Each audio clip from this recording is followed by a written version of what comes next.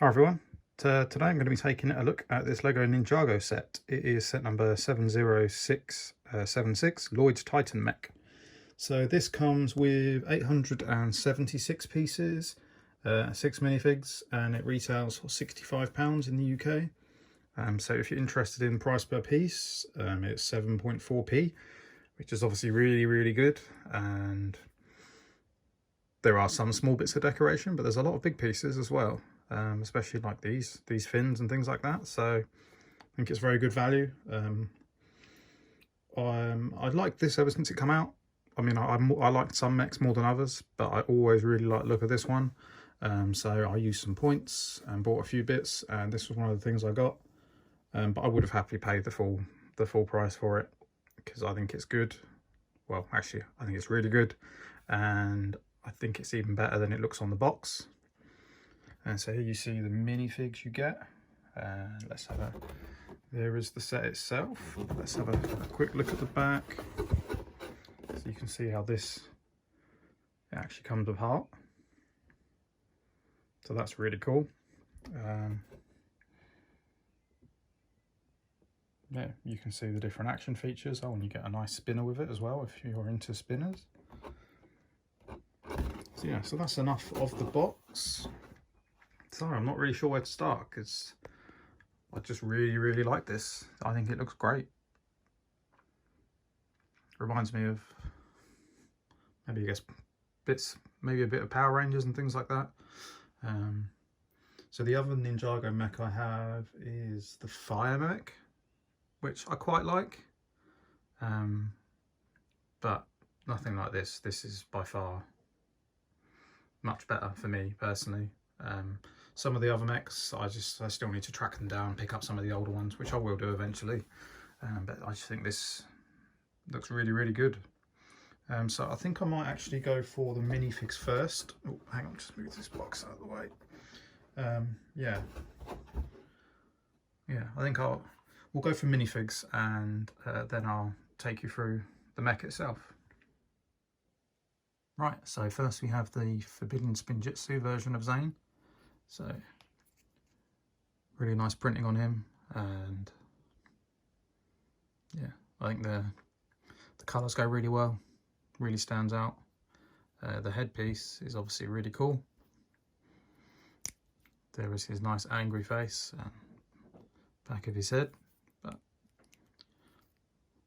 yeah, very good figure.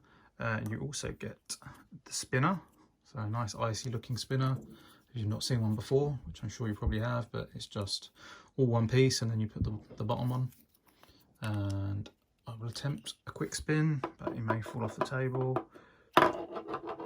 So it wasn't a very good spin, but yeah, if you maybe do it on a kitchen floor or something and have a lot more space, you can get quite a good spin on them. And then next we have Lloyd. So he comes with his two weapons, and try and get some good light on him.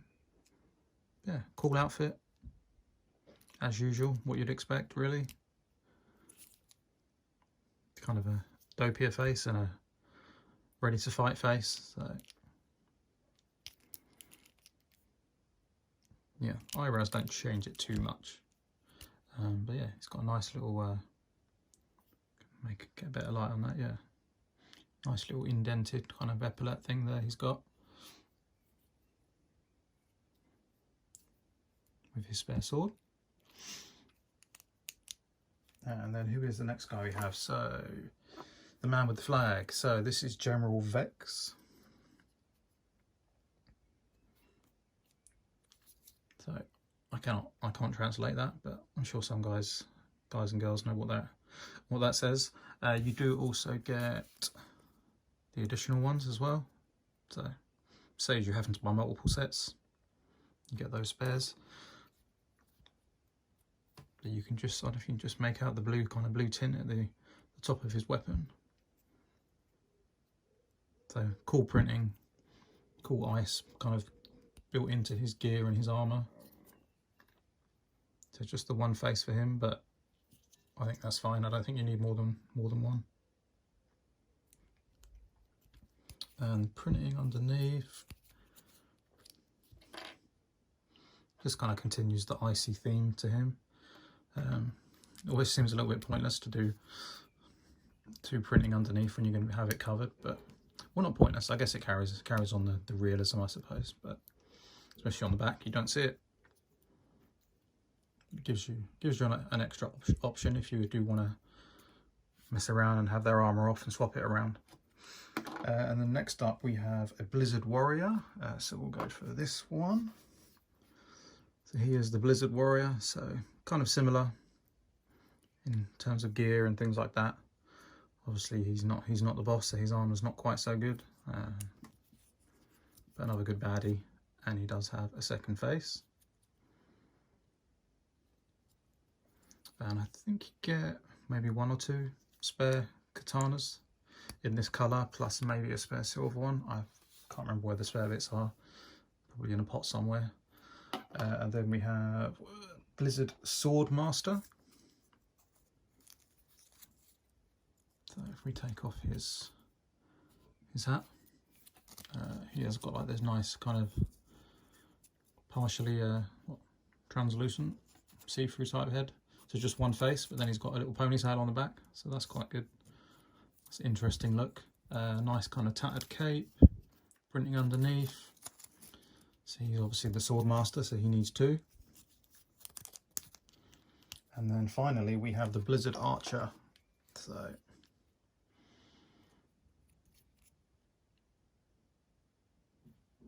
nice printing, different printing.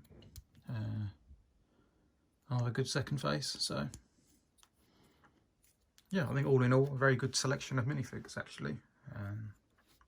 Yeah, I think it's the right amount. It's the amount I'd like with this set. Can't really complain. So now onto the mech itself. So yeah, you can see, does it say on the box how tall it is? No, it doesn't. Well, I've got to compare it with, well, you can see it's two hands high, pretty big. I think the build of it was quite enjoyable. Obviously there's some repetition when you're making the legs and things like that, but not too bad really. I think the feet look great, and because they're so big, it's really well balanced. You can see he's kind of leaning forward, but even with a wobble, it's pretty solid. It's very well balanced. I know some mechs are better than others, and some are definitely flimsier than others, but this one is pretty sturdy. You've got some stickers down here. There are some stickers in the set, but also some prints. It's quite reasonably balanced out. Looking at the back, so that's something I always like to look at. Generally not too bad. Maybe could have done with a bit of covering up of that section, but I think not too bad really. Really nice use of the Master Wu's hat, and I just think I think the colour scheme is just really good on this. Yeah,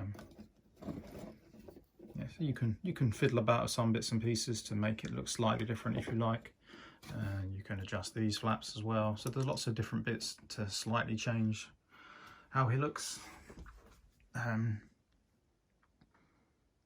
Yeah, I think it's a solid legs. So then for the right hand we have this humongous sword, or katana, sorry. So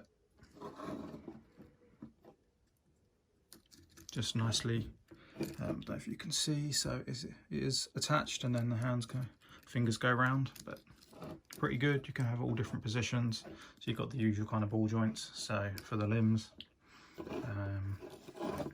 I will do some different positions. I'll have to go onto the tripod, and then I can with both hands show you the different positions. But you've got this nice, what's it called, like a throwing star, I've forgotten the proper name, star weapon on this side that you can spin around. Yeah, let's go on to let me get both hands free, and then I can show you everything else that it does. Okay, right, so to access the cockpit, you just lift up the head and the helmet. So plenty of room, easy to get Lloyd or whoever you like in there. If you can just about see, there's 2 printed consoles. and that's about it. So if we get Lloyd, let's do Zane because he hasn't got all the gear on.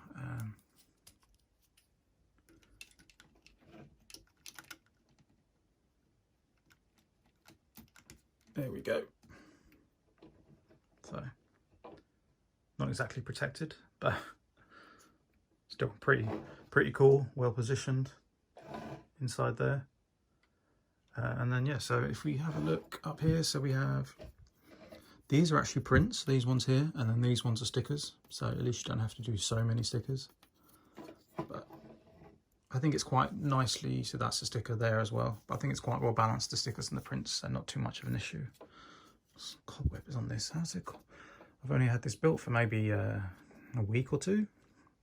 Dusty already. So yeah, same on this side, and you can adjust them and move them up. So there are lots of little bits all over this mech that you can just slightly adjust however you like, really. Just different little flaps and pieces you can just slightly move out of place. In terms of posing, so I guess it's not the most mobile mech. It's not too bad. But I suppose it kind of suffers how other mechs do, in that then there's no knees, no bendy knees, unfortunately. So I think that's where, I think the best mech I've actually got, which I don't think I reviewed, is a DC one. It's like a Lex Luthor mech, which is a bit random, but the actual mech itself is really good. It's really posable, really well balanced. It is smaller than this though. So for these big mechs, they're always a bit limited in how you play with them, but then if you're holding it and fighting with it, then it's not so bad.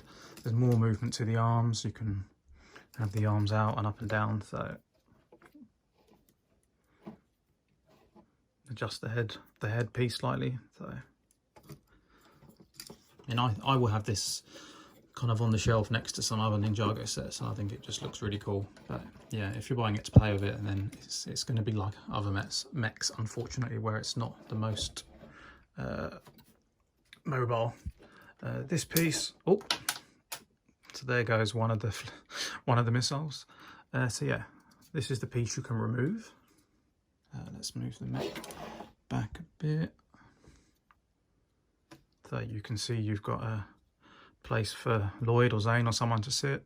Got two spare katanas. This is a sticker down the middle, and unfortunately you can probably just see the sticker's actually slightly misprinted. It's not quite centered. I did consider asking for another one, but I thought it's not worth it. It's not so terrible. So yeah, it has two of these missiles, and unfortunately I find that they are very easy to flick by accident, so that's quite annoying. Like you saw just me taking it off, I've fired one up. So you do need to be careful if you're flying this around. Be very careful how you hold it, because you will fire it by accident. But that aside, I think it's very good for playing. How you can take this off, you can fully adjust the wings, you can turn them around 360, move them up and down, so you can do a huge range of different shapes and positions. So I think in that regard, I mean, what more could you ask for, really? And you can see it's very, very wide, so you can do different positions when it's on the mech's back, and then also when you're playing with it separately. So I think that's really useful. Underside, not terrible, not great, but yeah, I think that's a cool feature. And then when that is off, if I can get the mech straight, still looks good, still looks cool. Looks cool side on, and then with that off, you can hold different positions, a bit less heavy for moving him around.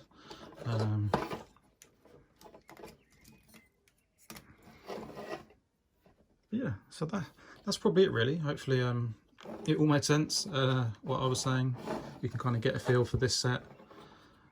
I guess I'm happy with the price. I'm happy with the minifigs. The only real negative from me is just that, like a lot of mechs, it's not that posable. But as a standalone, I think this is definitely one of the better looking ones, and I'm very happy with it. So yeah, let me know what you guys think, and I will talk to you again soon.